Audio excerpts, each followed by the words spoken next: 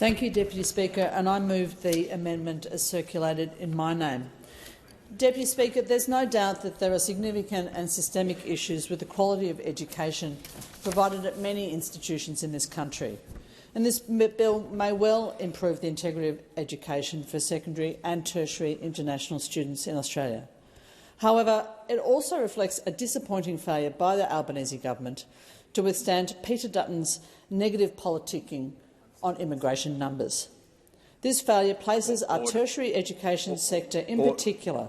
Order. Member for Kooyong, could you please refer to members by their titles rather than their names? Thank you, Deputy Speaker. At great risk of becoming an unwilling and unfortunate victim of the major party's race to the bottom on the politics of immigration.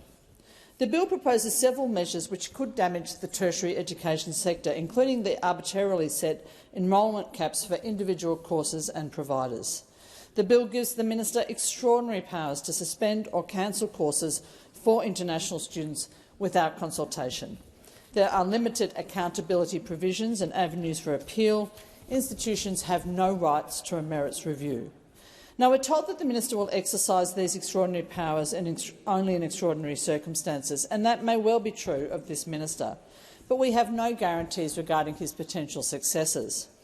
I remind the House of the damage previously done by previous education ministers, the current member for Wannon and his colleagues, Senator Birmingham, the former member for Bradfield, Brendan Nelson, and the former member for Fadden, Stuart Robert, when they were education ministers.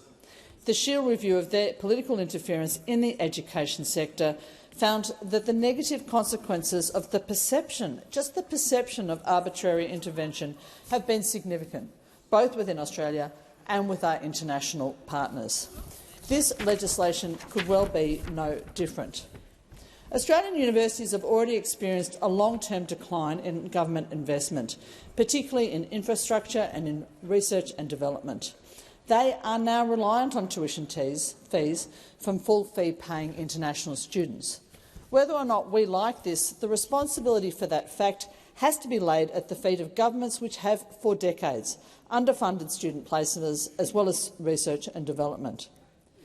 Some of the members who have spoken to this bill in this House have demonstrated a disturbing degree of dislike or distaste for international students, and I would go so far as to say that some have verged upon xenophobia. My colleagues need to remember that these international students contribute very significantly to the cost of running our universities, the universities that Australian students attend. And if we lose all those students, the cost of the universities will fall on Australian shoulders alone. This legislation is a shameful negation of 4 decades of effort by successive Australian governments to develop our international education sector. Tertiary institutions are already experiencing negative impacts from the government's slowed visa processing and from decreased approval rates. Electorates like mine have already got fewer students in our cafes and our shops. We can anticipate labour shortages for local businesses and for the care sector. The effects of this sudden policy shift will not be quickly undone. And so I move the amendment circulated in my name, which will legislate a review of the consequences of this bill. The review will commence in the first 6 months of 2026, and it will be conducted by an independent expert. It will consider the effect on providers of the proposed enrolment limits, their effect on net overseas migration and housing availability in Australia, and the impact of this bill on the quality of education offered both to international and local students. The review must report within 6 months of its inception, and the minister must share the report with both Houses of Parliament within 15 days of receiving it. Deputy Speaker, as a former senior academic, I believe that the first goal of our universities should be the education of Australians. But when we can do that, we can also do that while including and educating the young people of other nations. We can do that to our mutual social and economic benefit. We should do that, and I hope that the government will accept the need for a critical review of this ill-conceived legislation at a reasonable time after it's implemented, in the hope that we might limit the damage that it does.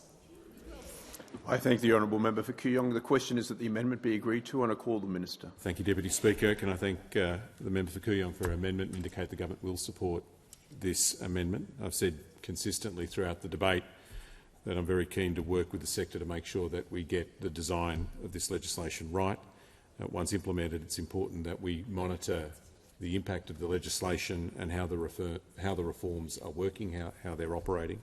And so the government will support the member for Kooyong's amendment to implement an independent review of Parts 7 and 8 of the bill in 2026. Order. The question is that the amendment be agreed to. All of those of that opinion say aye. To the contrary, no.